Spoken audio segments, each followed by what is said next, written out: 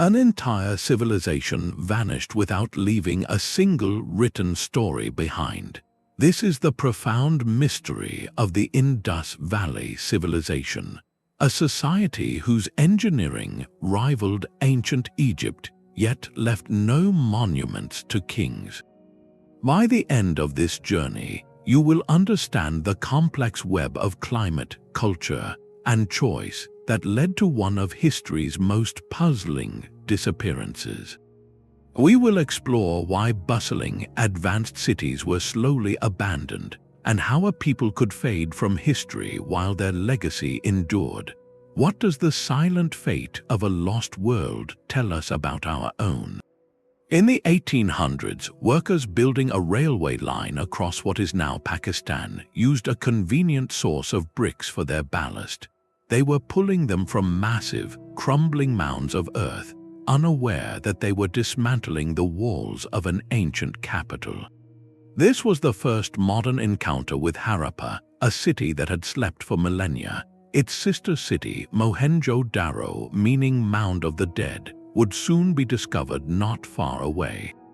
Together, they represent the astonishing dawn of the Indus Valley Civilization, emerging around 2,600 years before the Common Era. When archaeologists like Sir John Marshall began their work in the 1920s, they were stunned. They had found not primitive settlements, but the ruins of some of the world's first true metropolises. These cities were laid out with a precision that feels almost modern. Streets ran in perfect grids, north-south and east-west, dividing the city into orderly blocks. Every house, from the smallest dwelling to the largest structure, was connected to a sophisticated, city-wide drainage system. Clay pipes carried waste away from homes and into covered street drains, a level of public sanitation unmatched for thousands of years. Even the bricks themselves tell a story of remarkable organization. They were fired in standardized ratios with dimensions that held true across hundreds of miles, suggesting a centralized authority or a shared cultural blueprint that governed construction from Harappa to the distant edges of the civilization. The architectural masterpiece of Mohenjo-daro is the Great Bath, a large, waterproofed pool built with precise brickwork and tar sealant, set within a quiet courtyard. It was likely used for important ceremonial practices, a center for community and perhaps spiritual life. Yet here lies a profound puzzle. In these meticulously planned cities, archaeologists have found no obvious palaces for a mighty king, no grand temples dedicated to a single god, no monumental statues celebrating a conqueror. The cities lack the typical markers of a top-down, hierarchical empire. So what kind of society built this? It was a civilization that valued civic order, public health, and communal infrastructure above the glorification of individuals. Their excellence was in their engineering, in their collective well-being, creating an urban experience of stunning sophistication and eerie quiet. This very success makes what happened next so difficult to understand. How does a society that mastered city living on such a scale simply cease to be? This very absence of kings and conquerors is what makes the Indus Valley so uniquely mysterious. Walk the grid-like streets of Mohenjo-daro or Harappa, and you see the evidence of a highly organized society everywhere, from the uniform bricks to the covered drains. But you search in vain for the central figure who commanded it all. There are no grand palaces looming over the citizenry, no elaborate royal tombs filled with treasures for the afterlife, no towering statues celebrating a single ruler's power. Even in their art, large-scale scenes of battle or conquest are conspicuously missing. This creates a profound enigma of governance. How do you coordinate the construction of multiple, perfectly planned cities across a vast region without a strong, central authority telling everyone what to do? Scholars like Jonathan Mark Kenoyer have pondered this puzzle deeply. One compelling theory suggests the Indus people may have been governed by a form of corporate or collective leadership. Imagine not a king, but a council of elders, or perhaps influential guilds of merchants and artisans who managed trade and resources. Religious elites might have held sway, not from a towering temple, but through shared rituals in spaces like the Great Bath. This was a society that seemingly invested its collective energy into civic infrastructure and standardization for the common good, rather than the aggrandizement of a ruling class. It stands in stark contrast to its great contemporaries. In Mesopotamia, you had god-kings like Sargon of Akkad, whose power was literally set in stone. In Egypt, the pharaoh was the absolute divine center of the universe. The Indus civilization chose a different path. This unique social structure is more than just a historical curiosity. It becomes a critical piece of the disappearance puzzle. A society built on collective agreement and shared cultural norms can be incredibly resilient, fostering stability and cooperation for centuries. But it might also be more fragile in the face of a catastrophic, unifying crisis. Without a single, powerful figure to mobilize an entire population for a massive defense or a coordinated migration, how does a civilization respond when its very foundations begin to shake? The stability that defined them for 1,000 years could, under the right pressures, reveal a hidden fragility. The most haunting artifacts from these silent cities are not their bricks but their symbols. Picture a small stone seal, no larger than a postage stamp, carved with the image of a powerful, unicorn-like beast. Running along the top is a row of elegant, intricate markings, a script that has stubbornly guarded its secrets for over 4,000 years. This is the Indus Valley script, one of the last great undeciphered writing systems in the ancient world. These inscriptions, found mostly on carved seals and amulets, were likely the tools of a complex society, used to mark ownership, facilitate long-distance trade, or denote administrative authority. They are the closest we can come to hearing the civilization's own voice, and yet they speak in a language we cannot understand. For scholars like Asko Parpola, who has devoted a lifetime to the puzzle, each tiny inscription is a maddening clue. The challenge is immense. Unlike Egyptian hieroglyphs, which were unlocked by the famous Rosetta Stone, the Indus script has no such bilingual key. The inscriptions are also frustratingly short, usually just 5 or 6 symbols in length, offering no lengthy narratives or royal decrees to analyze.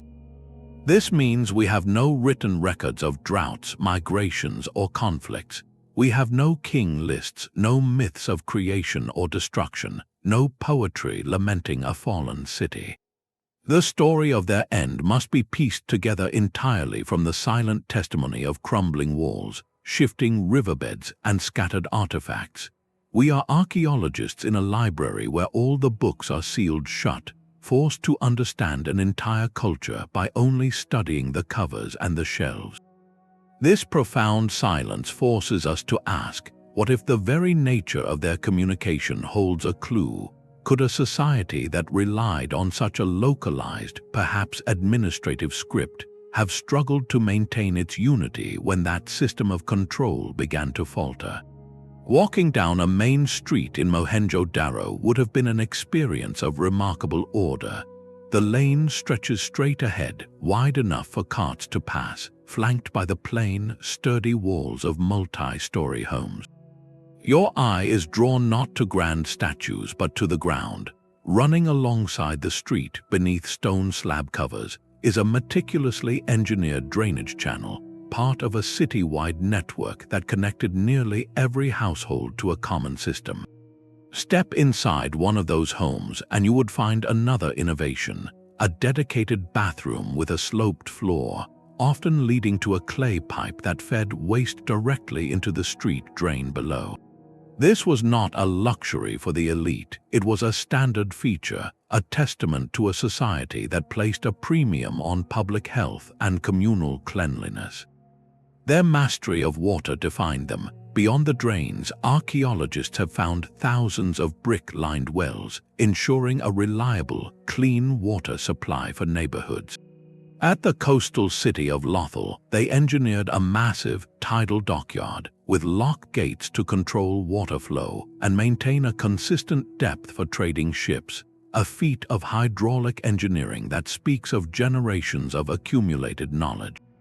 Perhaps most telling is the humble brick. From the northern reaches of Harappa to the southern port of Lothal, separated by over 1,000 kilometers, the baked bricks used in construction followed a standardized ratio. This uniformity is astonishing. It implies a shared technical language, a common blueprint for building that was understood across the entire civilization. This was not haphazard growth, it was conscious, meticulous urban planning on a continental scale. They were master planners capable of managing complex resources and coordinating labor across vast distances to create livable, sustainable cities. This very sophistication is what deepens the central mystery. A society this organized, this adept at solving practical problems of water, waste, and construction, should have been resilient. They had the collective skill to redirect rivers, to dig new wells, to adapt. So when we see evidence that these perfectly planned cities were slowly, systematically abandoned, it forces a difficult question. What kind of pressure could overwhelm a civilization that had turned urban living into a science? Their greatest strength, their engineering prowess, seems to have been insufficient against the challenge that finally arrived. At the port of Lothal, the air would have carried the scent of saltwater, timber, and distant lands. Here, craftsmen packed exquisite, long carnelian beads, their deep red hue polished to a glossy shine, into sturdy terracotta pots. These pots were then carefully loaded onto wooden boats, destined for a journey across the Arabian Sea to the great cities of Mesopotamia, where they were treasured as luxury goods. This scene was not an exception, it was the heartbeat of the Indus world. Their prosperity was built on a web of trade so extensive it connected the highlands of Afghanistan to the coasts of peninsular India. From their workshops flowed not just beads but the world's first known cotton textiles, finely worked ivory, and intricate shell ornaments. In return, they imported precious materials like lapis lazuli, that stunning blue stone from distant Afghan mines, and tin essential for making bronze. This vast exchange was made possible by another mark of their advanced organization, a standardized system of weights. Archaeologists have found perfectly cubed stone weights across all major Indus sites, following a precise binary and decimal system. A merchant in Mohenjo-daro could trust that a weight marked a certain unit in Harappa, over 500 kilometers away, would be exactly the same. This created a common economic language, fostering trust and efficiency across an enormous geography. This trade supported an incredible level of craft specialization. In certain city districts, artisans devoted their lives to a single skill. Potters used fast wheels to produce vast quantities of identical, thin-walled vessels. Metalworkers alloyed copper and tin to cast tools, vessels, and graceful figurines. But perhaps no craft showcases their technical patience more than bead making.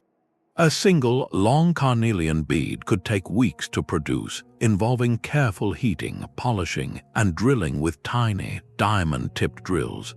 This was not a subsistence economy. It was a sophisticated, interconnected machine generating wealth and cultural exchange. Yet this very strength contained a hidden vulnerability.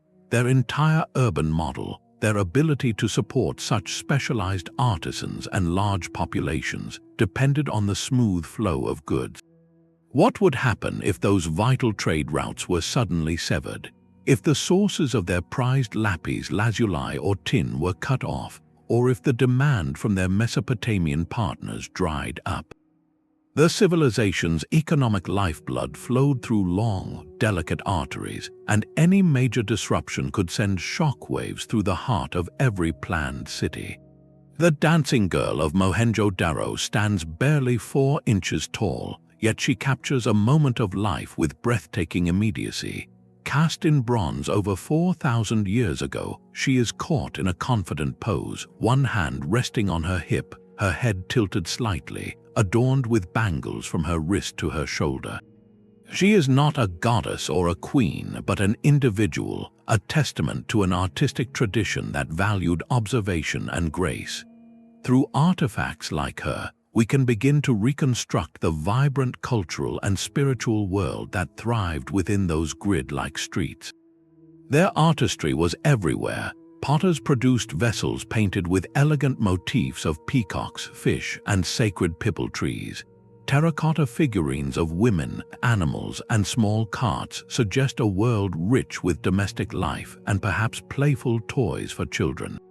Intricate jewelry made from gold, carnelian, and faience beads reveals a society that cherished personal adornment and skilled craftsmanship. But the most enigmatic cultural artifacts remain the stone seals. These small, carved tablets often feature a line of mysterious script above a powerful animal image: a majestic bull, a formidable rhinoceros, or the iconic unicorn-like creature.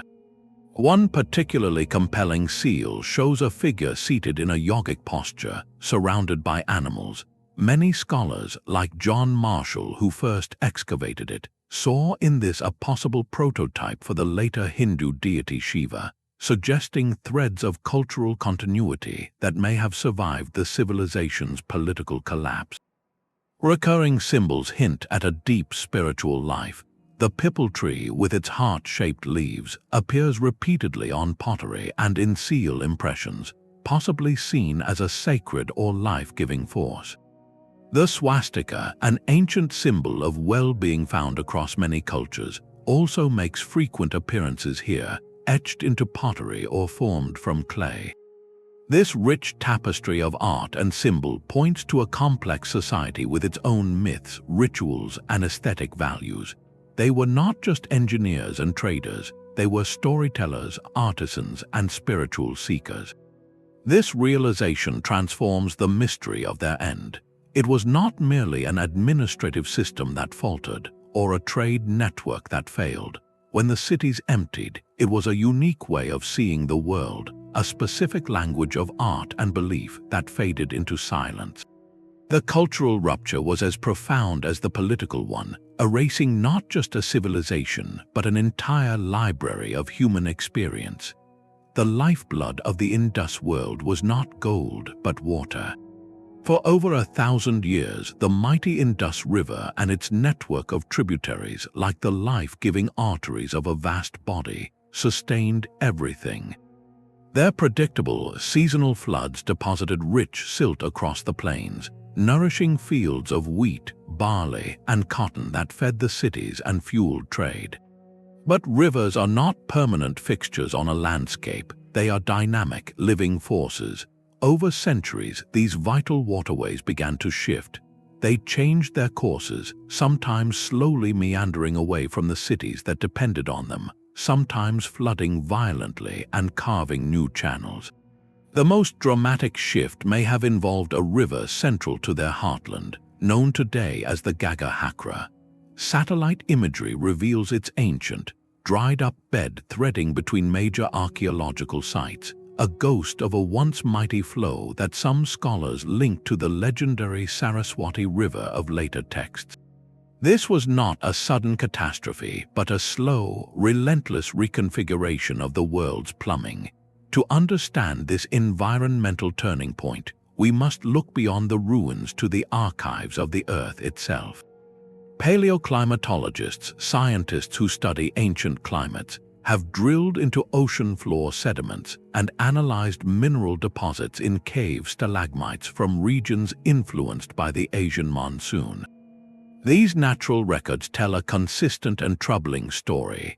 Around 4,200 years ago, beginning roughly 2,200 years before the Common Era, the monsoon system that brought crucial summer rains to the subcontinent began to weaken significantly. This period of climatic change was not local. It was a widespread event felt across the ancient world, from Egypt to Mesopotamia. For the Indus Valley, the consequences were profound. The rains grew less reliable. The winter rains from the west may also have failed. the great rivers fed by glacial melt and monsoon downpours began to shrink. Imagine the slow, creeping stress of a prolonged drought. A farmer watching his fields yield less each season, the soil turning dustier, the water in the community well dropping to a worrying level.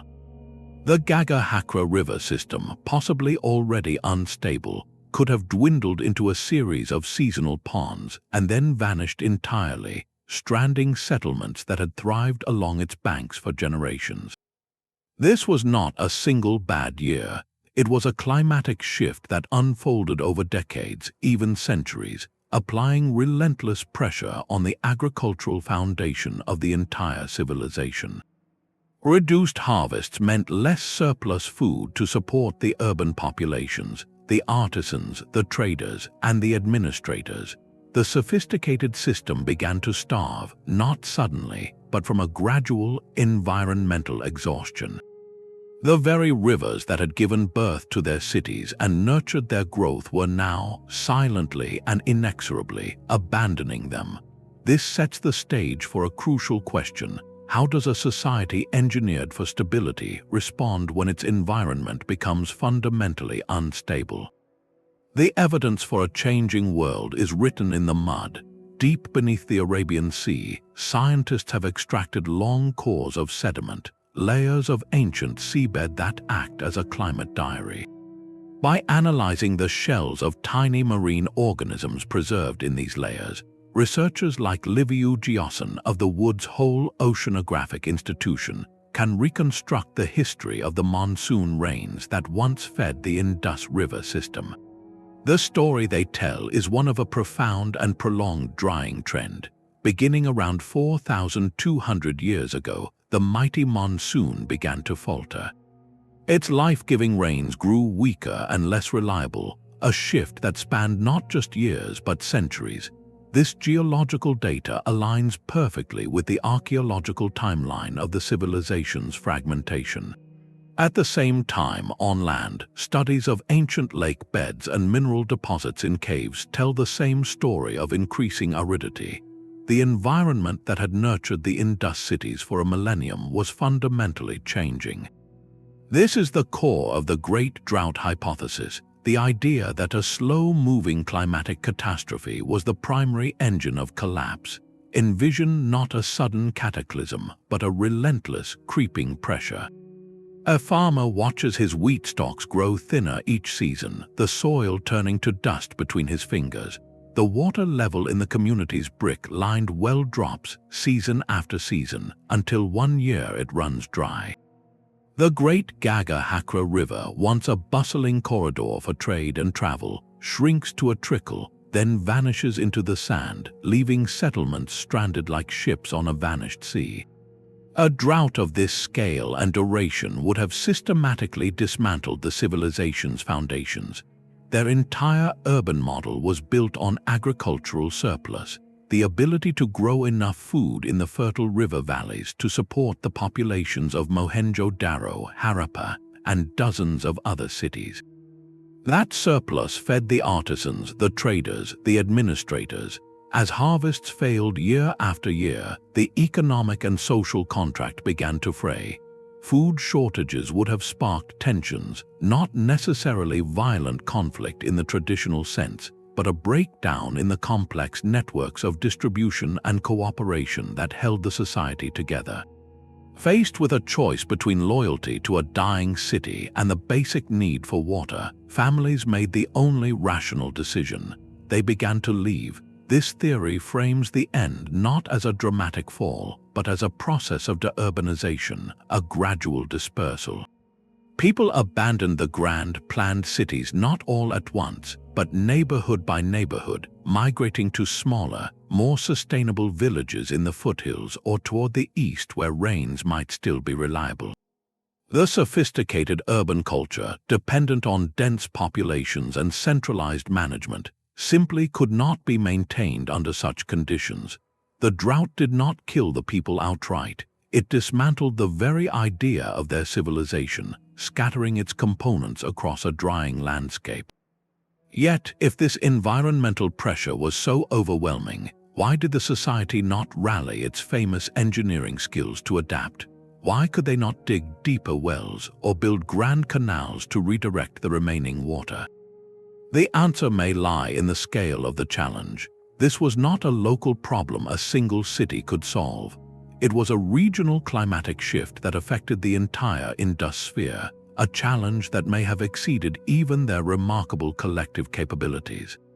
The drought hypothesis presents a compelling, tragic narrative of a civilization slowly suffocated by a changing sky. But is it the whole story? A river is a promise, and the Indus civilization built its world upon that promise. Yet the most terrifying force in an ancient farmer's life was not drought, but the river itself deciding to break its word. Alongside the slow squeeze of drought, a second, more violent theory points to hydrological chaos, the terrifying power of a major river changing its course. The Indus and its life-giving tributaries were not static blue lines on a map. They were dynamic, pulsing forces of nature. Over centuries, tectonic shifts deep beneath the earth, or the simple accumulation of silt, could have caused these rivers to jump their banks and carve entirely new paths across the plain. This was not a gentle meander, it was a landscape-scale catastrophe. One branch of the river system might flood violently, drowning fields and inundating the lower levels of a city, while another channel, perhaps the one a city depended on, would simply wither away, leaving its ports high and dry and its wells empty. The ghost river known as the Gaga Hakra is central to this idea. Geological surveys show its vast, dry bed weaving through the heart of the ancient settlement region. Many scholars believe this was once a perennial river, perhaps the Saraswati of later lore, that sustained dozens of towns. Its disappearance, whether from tectonic uplift redirecting its headwaters or from the failing monsoons, would have been a death sentence for every community strung along its banks. The archaeological record at Mohenjo-daro itself tells a story of watery struggle. Excavations revealed evidence of repeated, catastrophic flooding. Layers of silt and clay were found sandwiched between periods of reconstruction, showing that the city was rebuilt again and again after being swamped. Imagine the despair, the sheer exhaustion of a community that must constantly repair its magnificent brickwork, its intricate drainage channels, only to see them filled with mud once more. This hydrological instability would have shattered the civilization's most brilliant achievement, its engineered water systems, their carefully planned irrigation for fields, their network of wells and reservoirs. Their entire urban model was predicated on predictable water sources. When those sources became unpredictable or vanished, the system collapsed. A city engineered for a specific river could not simply pick up and move. The economic unity of the civilization, bound by those standardized weights and trade routes, would have fractured. Regions were cut off from one another, trade faltered, and the shared cultural blueprint lost its meaning. In the face of such chaos, the rational choice was not to fight the river but to follow it. Populations likely scattered into smaller, more mobile groups, moving to where the water still flowed, settling in simpler villages that did not require the complex management of a metropolis.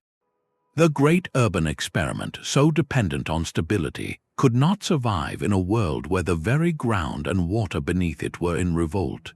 The silence of the Indus Valley script leaves a void that later stories rushed to fill.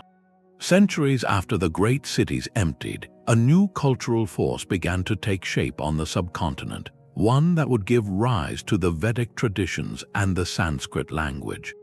This brings us to one of the most heated debates in archaeology, the question of the Aryans. For much of the 20th century, a dominant narrative in history books described a dramatic invasion. It told of nomadic, horse-riding warriors from the northwest, speaking an early form of Sanskrit, sweeping into the Indus Valley, conquering its cities, and imposing their own culture. This so-called Aryan invasion theory was often supported by references in the ancient Rigveda, a collection of hymns which speak of conflicts and the destruction of fortified places. The theory provided a clear, dramatic end to the Indus story, a violent conquest that explained the cultural shift. But modern archaeology has thoroughly dismantled this simplistic picture. There is no evidence of a sudden, militaristic takeover in the archaeological record of Mohenjo-daro or Harappa. The layers of abandonment show no signs of widespread conflict, no mass destruction by fire, no weapons of war concentrated in a final defensive stand. The cities were not sacked, they were simply left behind. The theory has rightly been criticized for its colonial-era origins and for being misused to construct divisive racial histories. So if there was no invasion, what was the relationship between the fading Indus civilization and the incoming Vedic culture? A more nuanced and widely accepted view today is one of long-term migration and profound cultural assimilation. Think of it not as a clash of armies, but as a slow mingling of worlds. Over perhaps centuries, groups of pastoral, Indo-European-speaking people likely moved in small, steady streams into the northwestern reaches of the subcontinent. They were not a unified invading force, but communities of herders and traders. Their world was centered around the horse and the chariot. Their social structure was patriarchal and clan-based, and their rituals involved fire sacrifices and the composition of elaborate oral hymns. They encountered not a thriving urban empire, but a civilization in the advanced stages of dispersal. The great cities were already shadows, their populations dwindling, their trade networks frayed by environmental stress. In this landscape, a fascinating synthesis began. The incoming groups did not erase the existing population, they interacted with them. The Vedic hymns themselves, compiled later, may contain echoes of this encounter, referencing earlier deities or assimilating local spiritual concepts. The Indus legacy did not vanish, it transformed. Elements of Indus life likely seeped into the emerging cultural fabric. The iconic pipal tree, so prevalent on Indus seals, finds reverence in later traditions. The yogic posture on the famous seal hints at practices that would evolve for millennia. The emphasis on ritual purity and bathing may have roots in the Indus obsession with water and cleanliness. This was not a conquest, but a conversation across centuries, a gradual blending that gave birth to a new socio-cultural order on the Indian subcontinent. The urban, collectivist, meticulously planned world of the Indus Valley slowly faded, while the pastoral, clan-based, orally focused Vedic culture ascended, absorbing strands of the old into the tapestry of the new. The civilization did not die by the sword, it dissolved into the future, its legacy flowing silently into the currents of history. The most insidious threats to a civilization often come from within its own walls. Beyond the changing climate and shifting rivers, a fourth theory asks us to look inward at the slow, quiet unraveling of the social fabric that bound the Indus world together. This perspective suggests the civilization may have succumbed to its own internal contradictions, a victim of the very systems that once made it great. Consider the sheer scale of their urban project. For centuries, they fired countless millions of perfectly standardized bricks. Each batch required immense quantities of wood for fuel, likely leading to widespread deforestation in the surrounding regions. The same fertile soil that grew their surplus crops could have been exhausted from over-farming, its nutrients depleted season after season without rest. This over-exploitation of their local environment, a slow ecological degradation, would have silently undermined the resource base their cities were built upon. A society that mastered its environment for 1,000 years may have, in the end, pushed it too far. The strain may have extended into the social realm. For centuries, the collective, seemingly egalitarian model worked brilliantly. But what if that delicate balance finally tipped? Perhaps the merchant guilds or councils that managed trade and resources began to compete rather than cooperate, hoarding wealth and influence. Maybe the shared faith in the system that coordinated everything from brick sizes to drainage maintenance simply eroded. If people began to lose trust in the unwritten social contract, the motivation to maintain those magnificent public works would have faded. The archaeological record offers subtle clues of this internal decay. In the later phases of cities like Harappa, the famous uniformity begins to break down. New pottery styles appear that do not follow the old, standardized patterns. The use of the enigmatic script seems to decline. Some public structures fall into disrepair, while new, smaller constructions are built over the wide main streets, breaking the perfect grid. This looks less like a sudden attack and more like a gradual loss of central cohesion, a society forgetting its own blueprints. In this light, the abandonment of the cities appears not as a desperate flight, but as a conscious choice, a societal evolution. Faced with ecological strain and social stress, people may have voluntarily turned away from the complex, demanding urban experiment. They drifted back toward smaller, more manageable village life, toward localized economies that were less vulnerable to large-scale collapse. The civilization did not vanish in a puff of smoke, it dissolved, its people transitioning to a different, more sustainable way of living on the land. Their world did not end, it transformed from a centralized urban model to a decentralized rural one. This theory presents a powerful and humbling idea that a society's greatest strengths can, over enough time, contain the seeds of its own transformation. The soil beneath our feet holds the most honest testimony. To understand an end, we must dig through its layers, sifting the dirt for clues left behind by the last generations who walked these streets. At sites like Mohenjo-daro and Harappa, archaeologists have done exactly that, peeling back time one careful stratum at a time. What they find is not a single dramatic event, but a slow fading. There are no layers of ash from city-wide fires, no streets littered with the tools of war, no mass memorial sites that would indicate a sudden, violent fall. The walls were not torn down by invaders, they were simply left to crumble under the sun and wind. Instead, the material record whispers of a gradual departure. In the upper levels of these cities, the signs of strain become clear. The famous uniformity begins to slip. New pottery appears less finely made, with simpler designs that do not follow the old, strict styles. Some of the meticulous brickwork in later repairs is noticeably shoddier, using broken bricks or mud where once there would have been perfect, fired blocks. Most tellingly, the great civic structures fall into disuse. Parts of the elaborate drainage systems are blocked off or neglected. Smaller walls are built haphazardly across the wide main streets, breaking the grand grid, as if the old rules of urban planning no longer mattered to the fewer people who remained. This is not the archaeology of catastrophe, it is the archaeology of quiet exhaustion. It tells of a society where the collective will to maintain the magnificent, demanding infrastructure was ebbing away. People did not vanish overnight, they simply stopped rebuilding, stopped repairing, and eventually they moved on. This dispersal did not erase culture, it transformed it.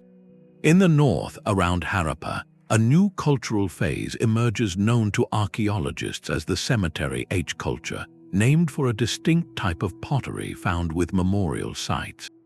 This pottery is different from classic Indus ware, decorated with vibrant, symbolic designs of peacocks and sun motifs. Yet it is found in the same region, often in layers above the Indus cities, showing a clear continuity of population alongside a change in tradition. Similar regional cultures spring up elsewhere, from the Jukar culture in the south to the ochre-colored pottery culture in the east. The archaeological picture is one of fragmentation. The vast, unified cultural zone, connected by standardized weights and bricks, splinters into smaller, localized groups, each adapting to their own changing circumstances. They carried forward some Indus traditions in their crafts and perhaps their beliefs, while letting go of the burdensome urban framework. This evidence from the ground forces us to abandon any simple story of a single cause. There was no apocalyptic invasion, no sole catastrophic flood that ended everything at once. The truth is far more complex and in many ways more human. It is a story of a civilization facing a convergence of pressures, a slow tightening of environmental, economic, and social knots, until the old way of living in great, planned cities was no longer possible, or perhaps no longer desirable. The people adapted as people do by dispersing and evolving, leaving their silent metropolises as monuments to a different age. Their final story is written in bone.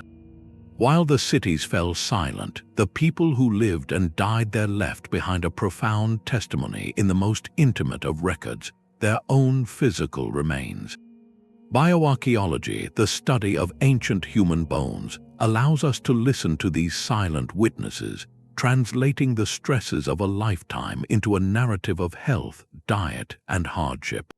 What these bones reveal is not a tale of conquest, but one of a slow, grinding struggle against a deteriorating world. Analyses of skeletal remains from later periods of occupation at sites like Harappa tell a consistent and somber story. Researchers find clear markers of increasing physiological stress, lines of arrested growth in teeth, known as enamel hypoplasia, form during childhood when the body is deprived of adequate nutrition or suffers from serious illness. Finding these lines in higher frequencies in later populations suggests that more children were experiencing periods of famine or disease. Similarly, certain bone conditions can indicate chronic anemia, often linked to dietary deficiencies or parasitic infections. This biological evidence paints a picture of a populace under mounting strain. As the climate dried and agricultural yields faltered, malnutrition would have become more common, weakening immune systems and making communities more vulnerable to infectious disease. The crowded, once sanitary cities, if their water systems began to fail, could have become hotspots for waterborne illnesses. This creates a tragic feedback loop. Environmental stress leads to poor health, which reduces the labor force needed to maintain the very infrastructure that could mitigate the crisis. Perhaps most telling is what the bones do not show. There is a striking absence of the kind of traumatic injuries that are the hallmarks of large-scale warfare, such as clustered weapon wounds, embedded projectile points, or evidence of mass violent events. The story told by the skeletons is not one of a society destroyed from the outside by an enemy's blade, but one worn down from within by scarcity and sickness. These individuals were not warriors who fell in battle. They were mothers, farmers, artisans, and children who faced the daily hardship of a world becoming less hospitable.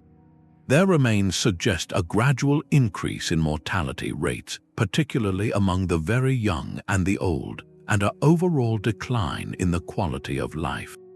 This biological reality supports the idea of a dispersal, not a sudden eradication. Faced with such conditions, the rational choice for a family is not to fight for a dying city, but to seek a better chance elsewhere.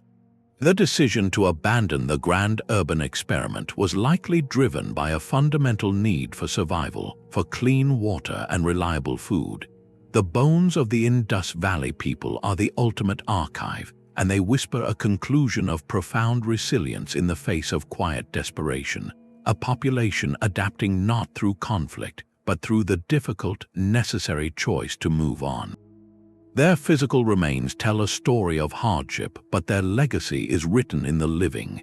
The great Indus cities fell silent, their urban experiment abandoned, but the people themselves did not vanish from the earth. A profound revelation from modern science now allows us to trace their journey beyond the ruins, directly into the present day. Recent breakthroughs in ancient DNA research have unlocked a new chapter in this mystery, one written not in clay or stone, but in the very building blocks of life. By extracting and analyzing genetic material from skeletal remains found at sites like Rakhigarhi in India, scientists have made a stunning discovery.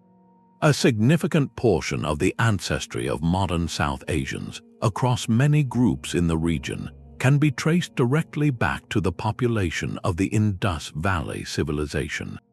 This genetic evidence is a powerful rebuttal to old invasion theories that suggested a complete population replacement. There was no wholesale disappearance, no genetic erasure. Instead, the data shows a story of mixing and continuity. The descendants of the Indus people, those who dispersed from the failing cities, gradually blended with incoming groups from the northwest and other local populations over millennia. They did not die out, they became part of the immense and intricate tapestry of South Asian ancestry. Their DNA is a quiet, enduring thread woven into the region's identity, a biological signature that has persisted for over 4,000 years. This genetic legacy finds its echo in culture. Look beyond the bricks and drains, and you can sense their influence in subtle, enduring ways. The pipal tree, so frequently depicted on their seals, remains a sacred symbol in later Indian traditions. The emphasis on ritual purity and bathing, so central to their meticulously engineered cities, resonates in cultural and spiritual practices that developed long after. Even the enigmatic figure seated in a yogic posture on that famous seal feels like a whisper from the past, a precursor to meditation practices that would become foundational.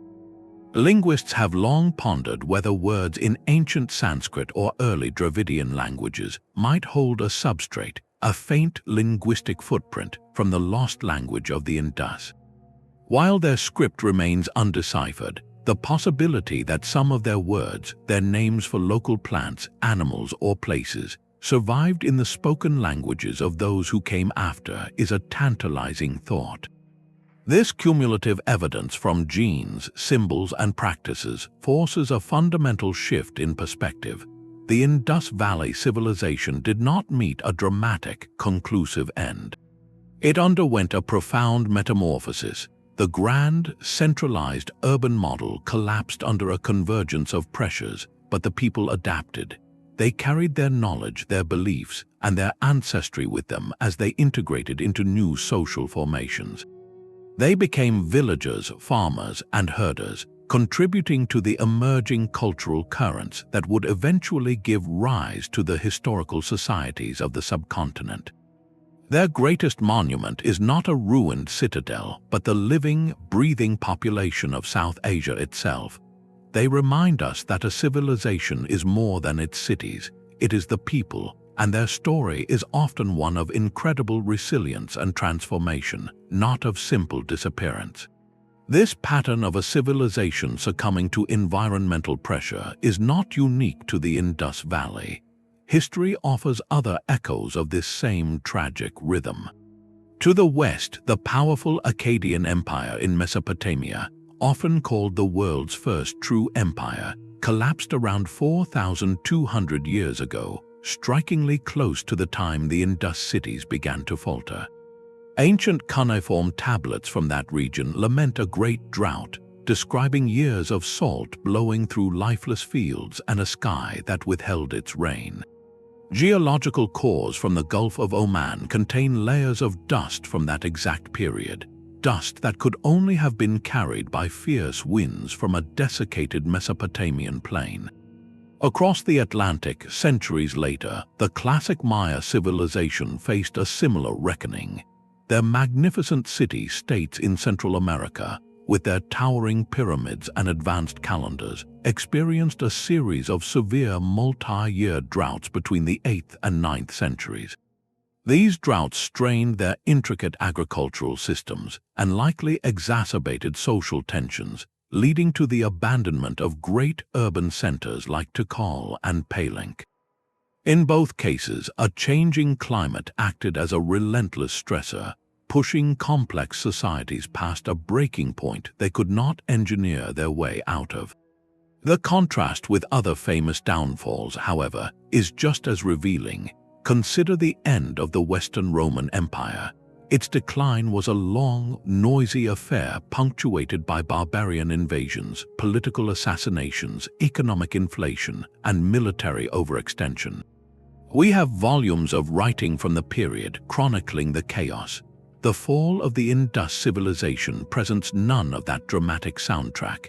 There is no equivalent of a Visigoth army sacking Mohenjo-daro, no record of a crumbling bureaucracy or a debased currency.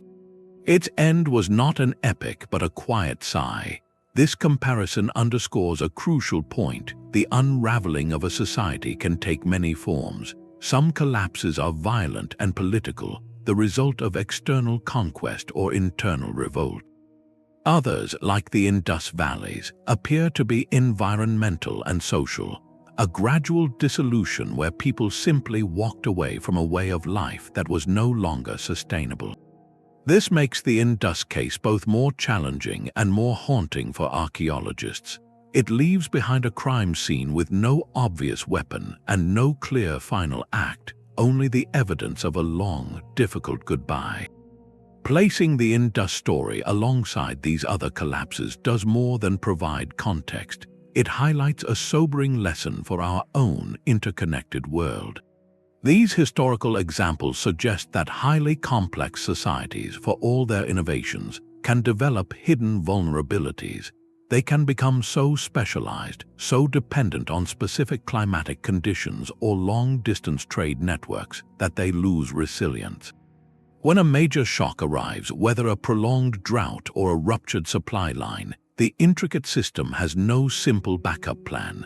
The people of the Indus Valley, the Akkadians, and the Maya were not primitive, they were profoundly advanced. Yet their advancements were tailored to a world that, in the end, changed around them. Their stories remind us that sustainability is not about building the tallest pyramid or the most perfect grid of streets, but about building a society flexible enough to adapt when the rivers shift and the rains fail. The silence of the Indus Valley, then, becomes a powerful message across the millennia. It asks us what foundations our own civilization is built upon and how they might weather the inevitable changes to come. But the most insidious threats are often those we cannot see. Beyond the shifting rivers and failing crops, a quieter, more speculative possibility whispers from the ruins. What if the cities were also hollowed out from within by an invisible adversary, by the spread of illness? This idea remains a hypothesis, a shadow on the wall of history, for detecting ancient pathogens from millennia-old remains is an immense scientific challenge. Yet, considering the conditions of a civilization under strain, it becomes a hauntingly plausible layer to their vulnerability.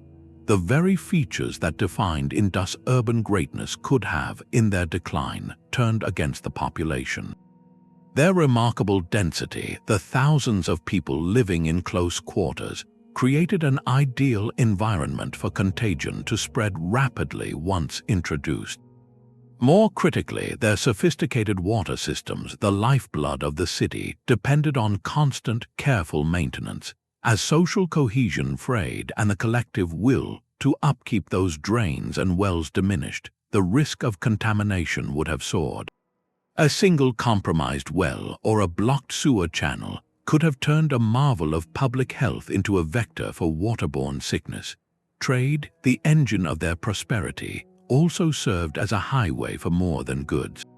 The bustling ports and caravan routes that connected the Indus world to Mesopotamia and beyond were the same pathways that could have carried novel illnesses into a population with no prior immunity. We see this pattern repeated throughout later history, from the plague of Justinian to the waves of illness that swept through crowded medieval cities. An outbreak in such a stressed society would have acted as a devastating multiplier. It would have further reduced the labor force needed for essential harvests and repairs, accelerated the decision of families to flee the cities, and deepened the social trauma of the collapse. While we may never find direct evidence of a specific epidemic in the Indus Valley, the possibility serves as a powerful reminder. A civilization can be brought low not only by the sword of an invader or the slow squeeze of drought, but by microscopic forces that exploit any weakness in the social and physical fabric. Their story compels us to look at collapse not as a single event, but as a cascade of interconnected failures where environmental pressure, social strain, and perhaps biological misfortune converged into a perfect, silent storm. The true end of a civilization is not always marked by a final battle, but sometimes by a quiet change of address. For the people of the Indus Valley, the choice to leave their grand cities was not a surrender to oblivion, but a strategic adaptation to a new reality. The archaeological record shows us a clear pattern of de-urbanization, a deliberate shift from a life centered on massive, planned metropolises to one rooted in smaller, more manageable villages. As the environmental and social pressures mounted, the sophisticated urban model became a liability rather than an asset. Maintaining those vast brick complexes and intricate drainage systems required a huge, coordinated workforce and a reliable agricultural surplus, both of which were becoming scarce. So, neighborhood by neighborhood, families packed their essential belongings and moved out. They did not travel into a void, they migrated to the countryside, to the foothills, to places where water was still accessible and small-scale farming could sustain a community.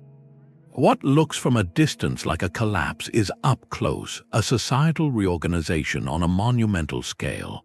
The brilliant, standardized systems that defined their urban peak, the uniform weights, the intricate script, the mass-produced pottery styles slowly faded from use. These were the tools of a complex, interconnected economy and administration, and without the cities that needed them, they lost their purpose. You would no longer find a merchant using official cubical weights in a small farming hamlet, nor would there be a need for a scribe to inscribe seals for long-distance trade that had now evaporated. The specialized crafts that thrived in urban workshops, like the weeks-long process of making a single carnelian bead, became impractical. This loss of high complexity is what makes their world seem to vanish from the historical stage. Yet, crucially, the foundational knowledge did not disappear. The people still knew how to farm, how to herd animals, how to build simple homes, and how to make pottery for daily use. Their agricultural practices, adapted to the local soils and seasons, persisted. Elements of their spiritual world, perhaps their reverence for certain animals or trees, likely lived on in oral traditions and local rituals. The transformation was from a centralized, top-down civilization to a decentralized, bottom-up society. Life continued, but it was a different kind of life, one that traded the grandeur and interdependence of the city for the resilience and self-sufficiency of the village. This reframes the entire mystery. The Indus Valley Civilization did not go extinct, it evolved. Its people did not vanish, they dispersed. What we mourn as a disappearance is actually the end of a specific, breathtakingly complex urban experiment. The silence we hear is not the silence of a dead people, but the quiet after the closing of a particular chapter, a chapter written in perfect brick and undeciphered script, before the story found a new, more sustainable way to be told. Even today, the fate of the Indus Valley is not a closed book but an open debate. Scholars continue to piece together the puzzle, often disagreeing on which piece is the most important. The central argument remains one of cause and effect, a question of balance between external forces and internal choices. On one side, a strong consensus points to the overwhelming evidence of climatic change, the great drought that slowly starved the urban system. Yet others argue this environmental pressure was only a trigger, and that the civilization's own social structures, perhaps growing rigid or unequal over centuries, made it vulnerable to collapse when the crisis arrived. This debate extends to the cultural transition. The old idea of a violent Aryan invasion has been thoroughly discarded, but the exact nature of the interaction between the fading Indus people and the incoming pastoral groups remains a nuanced discussion. Was it a slow assimilation, a peaceful coexistence, or a more complex series of encounters that varied from region to region? Even the timeline is contested. Did the decline happen swiftly over a century, or was it a drawn-out process spanning 300 or 400 years with cities fading at different rates? The answers are elusive because the questions themselves are being refined by new tools. Satellite imagery now maps ancient riverbeds invisible from the ground, revealing the lost hydrological network that once sustained settlements. Advanced analysis of sediment cores can pinpoint not just periods of drought, but specific seasons of flooding or dust storms. Researchers are even applying techniques like isotope analysis to human teeth, which can reveal a person's diet and even where they sourced their water, telling stories of individual migration in a dispersing population. Each summer excavation season, each new scan of the landscape, each lab result from a bone or seed sample has the potential to rewrite a paragraph of this ancient story. This is not a mystery solved, but a mystery actively investigated, its narrative shifting with every technological advance. The Indus Valley Civilization endures not just as a relic of the past, but as a vibrant, ongoing conversation about how societies rise, adapt, and ultimately transform, leaving us to wonder what the next discovery will tell us about the silent cities. The silent cities of the Indus Valley are more than an ancient mystery. They are a mirror reflecting a challenge we face today. The environmental pressures that reshaped their world, the weakening monsoons and shifting rivers, echo in our own headlines of rising temperatures, disrupted weather patterns, and rising sea levels. Their story moves from a historical puzzle to a profound case study in how civilizations interact with a changing planet. They were master engineers who built their society on a foundation of predictable natural cycles, and when those cycles shifted over centuries, their complex urban model could not hold. This raises a critical question for our own globalized world. How resilient are we? Our modern civilization is built on systems far more intricate and interdependent than the Indus trade networks. We rely on global supply chains for food, energy, and goods, on digital infrastructure for communication and finance, and on stable climates for agriculture in key regions worldwide. The Indus people faced a regional climatic shift. Our challenge is planetary in scale. Their experience suggests that systemic fragility often reveals itself not in a single blow, but through a cascade of interconnected stresses. For them, drought led to harvest failure, which strained social cohesion and crippled maintenance of the very water systems that could have helped. For us, a climate event in one hemisphere can disrupt crop yields, spike food prices globally, and fuel social instability thousands of miles away. The warning signs they might have seen, a slow decline in civic upkeep, a fragmentation of cultural unity, a retreat from complexity, encourage us to look for our own indicators. Are we maintaining our critical infrastructure, both physical and social? Are we investing in the shared knowledge and cooperation needed to solve large-scale problems? The most sobering lesson from the Indus is that adaptation is not automatic. They possessed incredible technical skill, yet it was not enough to save their urban way of life.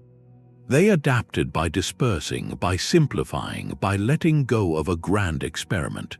Our path forward cannot be one of dispersal, but must be one of intentional transformation. Their legacy urges us to think in terms of long-term sustainability over short-term gain, to value redundancy and flexibility in our systems, and to remember that a civilization's greatest achievements can become its greatest vulnerabilities if they are not aligned with the limits of the natural world. The silent mounds of Mohenjo-daro stand as a monument not to failure, but to the enduring relationship between human ambition and the environment that sustains it. They ask us, what foundations are we building upon, and how will they weather the storms we know are coming?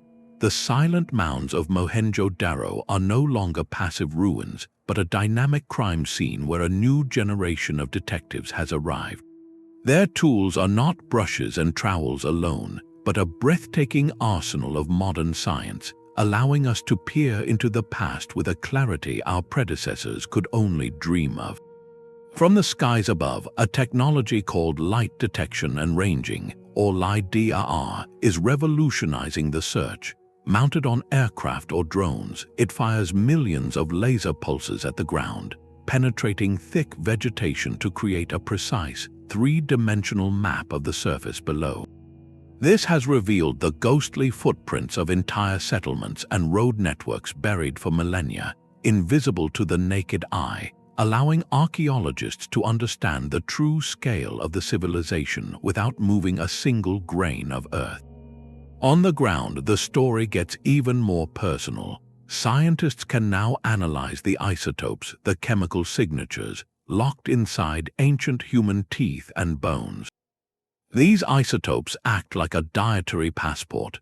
By studying them, researchers can determine what a person ate, whether their diet was primarily wheat and barley from the Indus Plains or millets from more arid regions, and even trace the source of the water they drank as their teeth were forming. This lets us track individual migration stories to see if a person buried in Harappa grew up elsewhere, providing direct evidence of the population movements that define the civilization's final chapters. To understand the timeline of this slow unwinding, advanced dating techniques have become indispensable. Methods like optically stimulated luminescence can date the last time a grain of sand was exposed to sunlight, telling us precisely when a layer of sediment buried a city street or an irrigation canal fell into disuse. This creates a far more accurate calendar of events than was ever possible before, helping to pinpoint whether urban decline happened in a century or over 400 years. Perhaps most powerful of all is the use of computer modeling. Scientists can now feed geological data, historical climate proxies, and satellite imagery into sophisticated simulations. These digital models can recreate how the Great Gaga-Hakra River system may have meandered and vanished over centuries, or simulate how a weakening monsoon would have impacted crop yields across the entire region. It allows researchers to run virtual experiments, testing how different combinations of drought, river shift, and social response could have led to the patterns we see in the archaeological record. This technological leap means we are no longer just staring at the silent clues. We are beginning to have a conversation with them. We can ask new, more precise questions. Did people from the dying cities migrate east toward the Ganges basin? The isotopes in their remains might tell us exactly how quickly did the river that fed their farms disappear. The sediment models can show us each scan, each chemical analysis, and each digital simulation is like turning on a light in a dark room, slowly illuminating the contours of a tragedy 4,000 years in the making. The mystery of the Indus Valley is no longer a static puzzle, but a living investigation where every answer uncovered by science leads to a deeper, more human understanding of resilience and change. Perhaps the most persistent echo of the Indus world is not found in a lab but in a hymn. For generations, scholars and storytellers have been drawn to a tantalizing possibility that the silent, sophisticated cities might be the historical heart of a legendary land described in later Vedic literature, a place called the Saraswati River Valley. The Rigveda, an ancient and sacred collection of hymns, praises the Saraswati as a mighty, life-giving river, flowing from the mountains to the sea, a mother of rivers and a center of prosperity. When satellite imagery revealed the vast, dry bed of the Gaga-Hakra River system threading through the densest region of Indus settlements, the connection seemed almost poetic.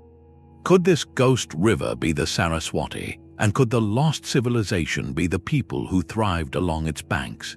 This theory is immensely popular and culturally resonant, offering a powerful narrative of continuity, linking the archaeological past with the living spiritual and literary traditions of the subcontinent.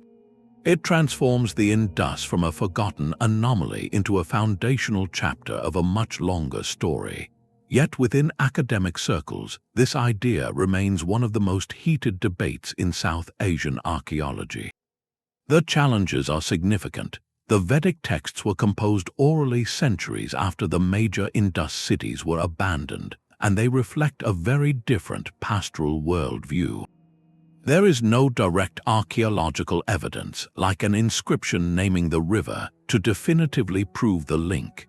Many archaeologists caution against conflating the two, arguing that while the Vedic people may have encountered the ruins of the earlier civilization and incorporated their memory into lore, they were distinct cultural entities. This scholarly debate, however, underscores a deeper truth about the Indus Valley. Its very anonymity has made it a perfect canvas for the human imagination. When history leaves a blank space, myth rushes in to fill it. The civilization has become a symbol, a vessel for our own questions and longings. For some, it represents a lost golden age of peace and technological harmony, a utopia without kings or obvious warfare. For others, its silent end serves as a solemn warning, a parable about environmental hubris and civilizational fragility. This power has inspired a rich tapestry of modern storytelling. It fuels scholarly works that read like detective novels, piecing together clues from pottery and pollen grains. More vividly, it sparks fictional narratives where explorers decipher the enigmatic script to unlock ancient wisdom, or where the ruins hold secrets that could change the modern world. The civilization story is no longer confined to academic journals. It lives in novels, in speculative histories, and in the endless online discussions of curious minds. This journey from artifact to legend is perhaps its most enduring legacy. It shows that a civilization is never truly gone as long as it provokes wonder. The people of the Indus may have left no written history, but in their silence they authored an invitation, a perpetual mystery that challenges us to look at the fragments they left behind and to see not just a puzzle to be solved, but a mirror reflecting our own fascination with origins, with collapse, and with the fragile, magnificent project of building a society. Their empty streets ask us what we choose to remember and what stories we need to tell about the past to make sense of our present. The story we have pieced together is built from a remarkably small library of ruins. Of the over 1,000 known Indus Valley sites that dot the landscape from Pakistan to India, only a handful have been excavated to any significant depth. Cities like Mohenjo-daro and Harappa are the famous chapters we keep rereading, but they represent just the opening paragraphs of a much longer, still buried epic. For every city we have mapped, there may be a dozen more waiting silently beneath farm fields, beneath modern towns, or even beneath the sea. This means our current understanding is a sketch drawn from a few scattered points, and the potential for future discoveries to redraw the entire picture is immense. One of the most tantalizing prospects lies off the coast of modern Gujarat, at a place known as Dwarka. Ancient texts speak of a glorious, fortified city that was claimed by the ocean. Marine archaeologists surveying the area have indeed found stone structures, anchors, and pottery submerged in the Gulf of Combat, suggesting a major settlement was lost to rising sea levels. While dating these finds and definitively linking them to the Indus era remains a complex challenge, the site embodies the thrilling possibility that entire chapters of this civilization now rest underwater, preserved in the silt, waiting to tell their story. On land, vast regions in the Indian states of Gujarat and Rajasthan are known to hold extensive, unexcavated settlements. These sites could reveal how the civilization's later phases evolved, showing us the full story of their dispersal and adaptation. They might hold the key to understanding regional differences or showcase a continuity of life that simply moved away from the grand urban model. But the greatest dream of any archaeologist working in the Indus Valley is to find an untouched archive. What if a sealed room, a forgotten cellar, or a purpose-built repository survived, containing not just more of the short, enigmatic seals but longer texts? A single clay tablet with a lengthy inscription could be the Rosetta Stone that finally unlocks their script, giving voice to their laws, their myths, and their own account of the changes they witnessed.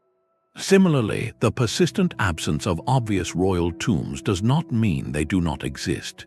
If a burial chamber for a leader, perhaps from the very earliest days of their society, were ever discovered, it could revolutionize our view of their governance. It might contain artifacts, inscriptions, or artistic styles that completely reshape the narrative of a kingless society. The ground still holds these secrets.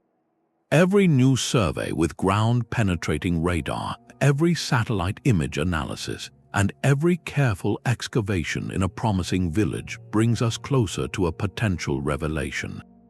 The next great find might be a warehouse of economic records, a temple complex with new iconography, or a neighborhood that shows a sudden, violent end we have missed. This is the enduring allure of the Indus Valley Civilization. Its story is not a closed book resting on a shelf. It is an open manuscript with most of its pages still blank, buried in the earth. The final chapter on this lost world is far from written, and the next turn of an archaeologist's trowel could change everything we think we know. The story of the Indus Valley does not demand a single villain, but a perfect storm. By weaving together the threads of evidence, we can see a likely sequence, a cascade of events where one pressure amplified the next. It began with the sky and the earth. A prolonged, centuries-long period of climatic stress, marked by weakening monsoons and the fickle shifting of river courses, placed an unbearable strain on the civilization's foundation. The predictable water that fed their fields and filled their wells became unreliable. Harvests dwindled, and the agricultural surplus that supported the artisans, traders, and administrators of great cities like Mohenjo-daro began to dry up. This environmental pressure was the first and most profound domino to fall. It did not cause immediate collapse, but it initiated a slow, grinding crisis that tested every aspect of their society. The economic unity that had flourished along trade routes faltered as resources grew scarce. The social contract, the unwritten agreement that held together their collectivist, urban experiment, began to fray. Imagine the growing uncertainty in those orderly streets. A community that had maintained perfect drains for generations might now struggle to feed its children. The shared faith in the system, the very blueprint that built their world, would have eroded under such relentless hardship. This was not a sudden loss of belief, but a gradual realization that the grand urban model was no longer sustainable. The sophisticated infrastructure that defined them became a burden too heavy to carry. In this light, the dispersal of the population appears not as a panicked flight, but as a rational, long-term adaptation. Families and communities made a difficult choice. They began to leave the straining cities, not all at once in a single exodus, but in a steady migration toward more manageable ways of life. They moved to smaller villages in the foothills, to areas where local water sources were still viable, or eastward toward the Ganges basin. They traded the complexity of city life for the resilience of rural self-sufficiency. In these new settings, the specialized tools of their urban peak, the standardized weights, the intricate script, the mass-produced pottery slowly faded from use. They were no longer necessary. Meanwhile, this period of dispersal and fragmentation coincided with the gradual movement of other groups into the region, pastoral communities with different languages and traditions. The result was not a conquest, but a long, slow process of cultural mingling and assimilation. The descendants of the Indus people, carrying forward agricultural knowledge and perhaps spiritual symbols, blended with new neighbors over generations. The distinctive, centralized urban civilization vanished as a political and architectural entity, but its people did not disappear. Their biological legacy endured in the genes of South Asia, and fragments of their cultural world likely flowed into the great river of subsequent traditions. The end was not a dramatic fall, but a profound transformation. a civilization dissolving like a cube of salt in water, its essence spreading and becoming part of a much larger sea. Their world was a masterpiece of human collaboration, a thousand-year symphony of brick, water, and trade. We have walked their grid-like streets, marveled at their perfect drains, and held the silent seals they left behind. This journey reveals a civilization of astonishing sophistication, one that mastered urban living without glorifying kings, that built for the community rather than the conqueror. Yet its end remains a profound whisper, not a shout.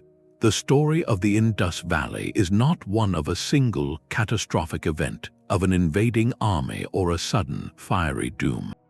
Instead, it is a narrative of slow, relentless pressure and profound adaptation. A changing climate with failing monsoons and wandering rivers applied an unbearable strain to their agricultural heart. This environmental shift likely triggered a cascade of internal responses, as the social and economic contracts that held their complex cities together began to fray. The people made a monumental yet rational choice. They gradually dispersed, trading the grandeur of planned metropolises for the resilience of smaller, sustainable villages. Their urban civilization dissolved, but their legacy transformed, blending into the cultural and genetic tapestry of South Asia. This is their ultimate lesson, a dual testament to human ingenuity and vulnerability. They show us the breathtaking heights a society can achieve through collective planning and shared purpose. Yet their silent cities also stand as a sobering reminder that no civilization, no matter how advanced, is insulated from the forces of a changing natural world. Their fate challenges us to consider the foundations of our own global society and the resilience we are building for an uncertain future. The people of the Indus did not vanish from the earth. They evolved, adapting to a new reality, and in doing so, they ensured that a part of them would always endure. Their greatest monument is not the ruined citadel, but the enduring question they pose across 4,000 years. They urge us to listen more closely to the whispers of the past, to hear in their quiet story the echoes of our own. What do you think happened in those final centuries? Share your own theories in the comments below and subscribe for more deep dives into history's greatest mysteries.